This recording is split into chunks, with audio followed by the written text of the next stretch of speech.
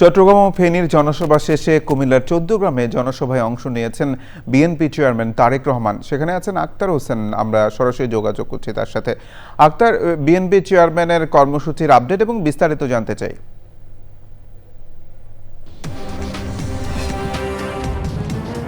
BNP chairman Tarique Rahman ইতিমধ্যেই কিন্তু ফেনী এবং কুমিল্লার ১৪ গ্রামের জনসভা শেষ করে তিনি এখন কুমিল্লার আরও একটি স্পট রয়েছে, যেটি কুমিল্লা জেলা দক্ষিণ বিএনপির আয়োজনে এই একটি নির্বাচনী জনসভা অনুষ্ঠিত হচ্ছে। এটি হচ্ছে সোহাগাজী ডিগবাজি মাঠ বলা হয়। আপনি দেখতে পাচ্ছেন আমার পেছনে বিপুল সংখ্যক নেতাকর্মীদের কিন্তু উপস্থিত রয়েছে। পুরো মাঠ আমরা দেখতে পাচ্ছি কানায় কানায় পূর্ণ হয়ে আছে নেতাকর্মীদের, এবং সেই মাঠ ছাপিয়ে আশেপাশের সড়কেও কিন্তু বিস্তৃত হয়েছে এই নেতাকর্মীদের সমাগম। তবে আর পথে পথে আসলে নেতাকর্মীদের দীর্ঘ চাপ কিংবা গাড়ি বহরটি পৌঁছতে কিছুটা বিলম্বিতই হতে হচ্ছে।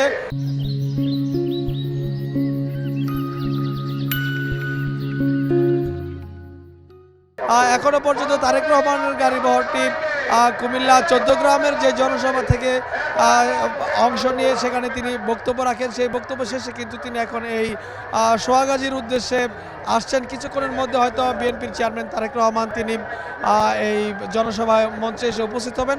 কিন্তু এছাড়া আমরা দেখতে পেয়েছি কিন্তু বিকাল থেকেই নেতাকর্মীরা তারা এই মাঠ কেন্দ্রিক এসে উপস্থিত হয়েছে। আপনি জানেন যে কুমিল্লার প্রায় ১১টি উপজেলা রয়েছে, অনেকগুলো আসনের এবং পার্শ্ববর্তী চাঁদপুর জেলারও ৫টি আসনের নেতাকর্মীরাও কিন্তু এখানে এসেছেন এই জনসভায় অংশ নেওয়ার জন্য। বিশেষ করে তারেক রহমান দীর্ঘ ১৭ বছর তিনি প্রবাস জীবনে তিনি থাকার পরে যখন দেশে এসেছেন, নেতাকর্মীদের মধ্যে অনেকটা উজ্জীবনী শক্তি ফিরে এসেছে, এবং এই নির্বাচনী প্রচারে যখন তিনি নেমেছেন আমরা দেখেছি নেতাকর্মীর যে বাঁধ ভাঙা উচ্ছ্বাস, তারা বলছেন যে এই বাঁধ ভাঙা উচ্ছ্বাস এবং এই উচ্ছ্বাসের জোয়ারে আগামী নির্বাচনী বৈতরণী তারা পার করবেন।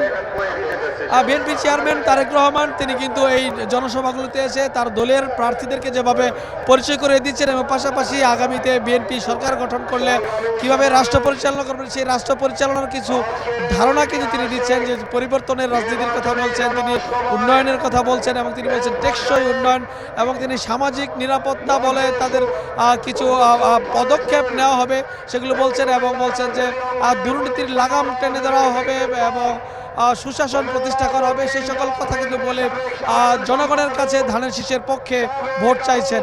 তো কিছুক্ষণের মধ্যেই বিএনপি চেয়ারম্যান তারেক রহমান এই মাঠে আসবেন, এবং আমরা মঞ্চে আমরা দেখতে পাচ্ছি যে কুমিল্লার যে সকল আসনগুলো রয়েছে কুমিল্লা এবং চাঁদপুরের সেই প্রার্থীরা এই মঞ্চে উপস্থিত রয়েছেন, তাদেরকেও পরিচয় করিয়ে দেবেন তারেক রহমান।